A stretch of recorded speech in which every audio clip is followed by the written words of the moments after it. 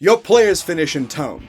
They have some possible side quests, but they're hot to chase the main quest, to track down Lord Malak, the usurper.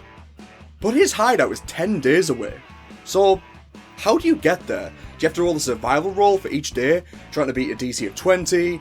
That's just to get there though, then you have to get to an encounter, then you have to roll a survival roll, then Absolutely not, that sucks!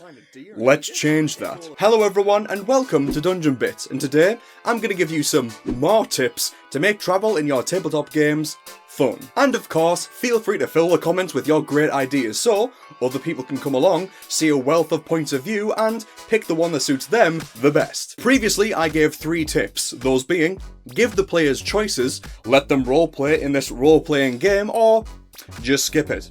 And that is because I want to drive home that, like all things, you shouldn't do something just because the community or the TikTok sphere or whatever told you it's the only way.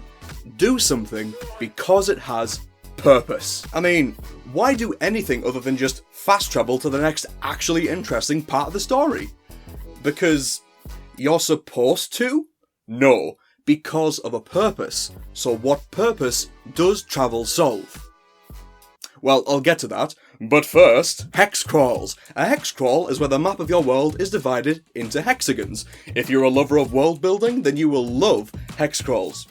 And if you're not, you will still love hex crawls. Just think, instead of busting out a ruler or whatever measuring implement you use, like a impressively straight banana, if the characters need to get to the city, it's not 125 miles away, it's 5 hexes away. And you really can go wild with this. Maybe travel through 1 hex is an abstracted distance with an average travel time of 1 day, week, or even month. It's up to you. If moving through 1 hex is 1 day, then you could follow Hungry Raccoon's advice. Each hex can have an encounter in it, but your players can opt in, risk and reward style. Will they investigate the sound in the wilds?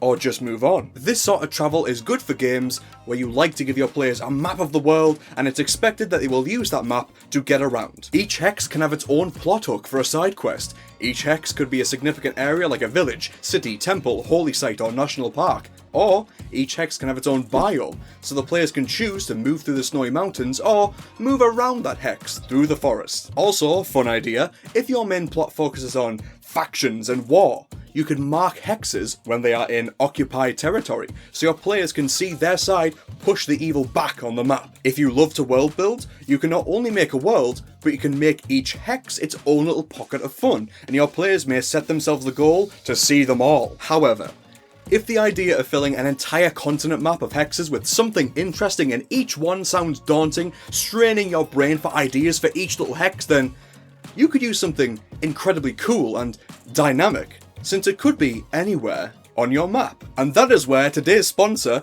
The Wandering Tavern, has you covered. One sec. Hello? Hey dude, wanna come to the pub? Yeah, I guess I could. Where you at? I think we're in the Sky Realm at the moment. What do you mean, at the moment? Never mind that, just come on up. Wait, what?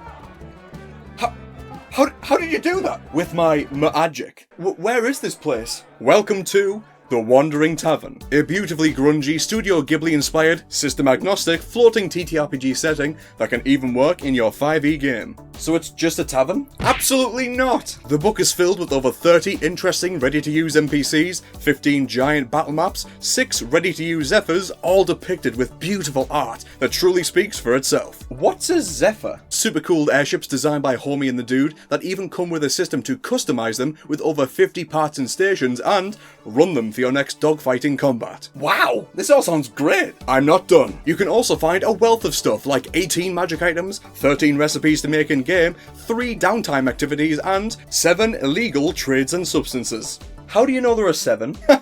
Because I've tried all of them. Also, with 30 plot hooks your GM can use, you can start a campaign or insert a whole new cool side quest for your players to explore. This all sounds amazing! It is! Just think of the possibilities.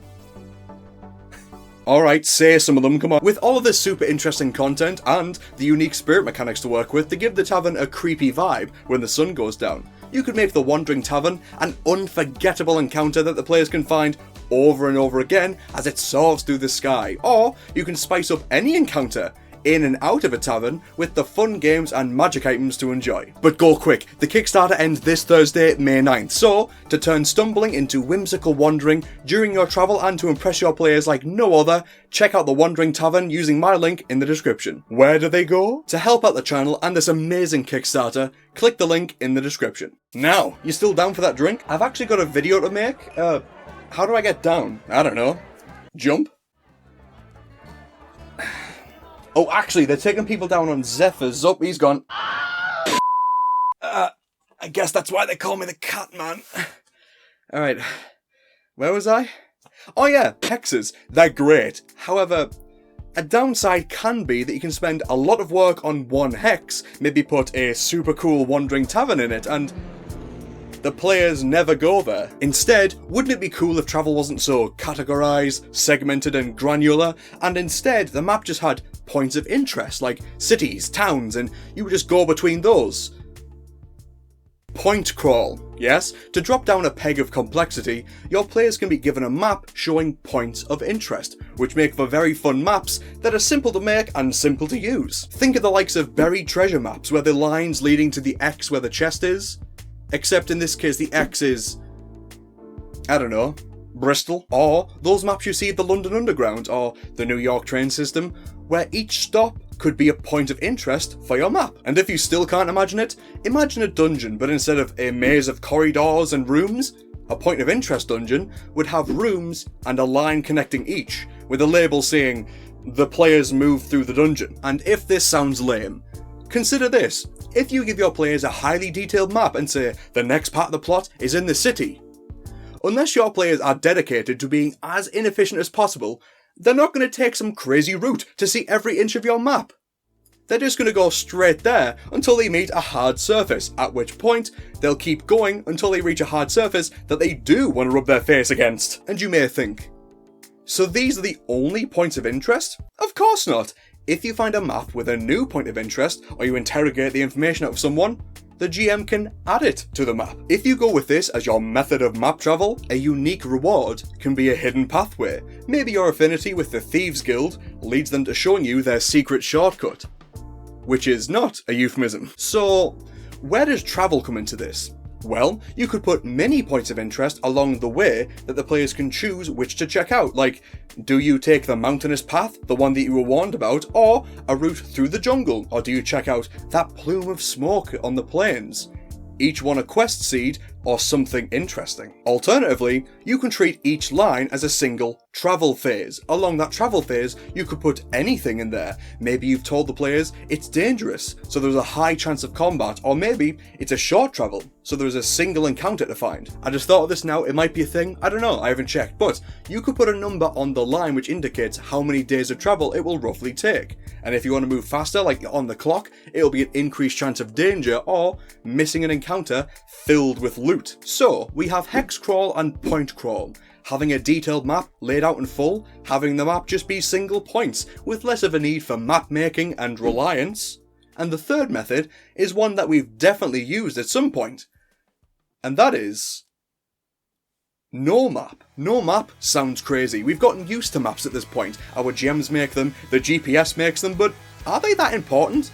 Like, you may think that the group who skips travel doesn't use maps, but even those that have travel sections don't use maps. All you need as a player is a direction. Does my character know where the city is? Well, you know it's a week north of here. That is the direction your players are going now, and along the way, you can throw anything at them. And if they don't have a map, then, oh wow, there is a forest here, and there always has been. And now there's a super cool wizard's tower, and a wandering tavern that you should definitely check out. In games where nearly every moment is just looking at each other and imagining in our heads, a map can ruin the mystique of what is actually out there, because the map says there's a haunted forest there, so we're not going that way.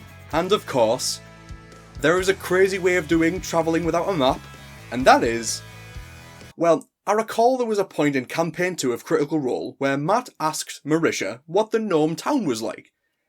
And Marisha's character bluffed in saying they love to party and it was a funny thing for the character to say. But when they got there, Matt made it true.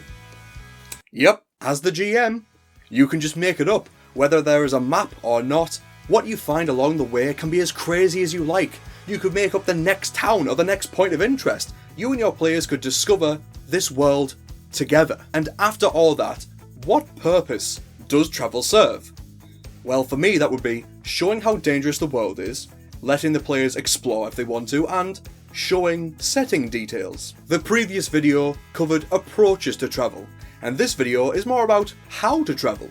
With both videos, you will truly have travel fully cracked. I may make a third video on travel, zooming into the topic even further, covering actual encounters and how to make combat encounters in travel fun and not useless.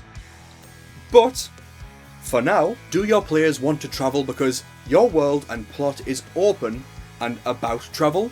Is travel significant because of what dangers might stop the players? And is travel important to show off the world as the points of interest? You now have the power to decide how you and your group are going to travel. Now go! Fly, you fools! I'm Ellis. If you enjoyed, leave a like to help me out, and check out the Wandering Tavern using my creator link below before the Kickstarter finishes. Also, click the video on screen to see my previous video on this topic. It'll be a great pairing with this video.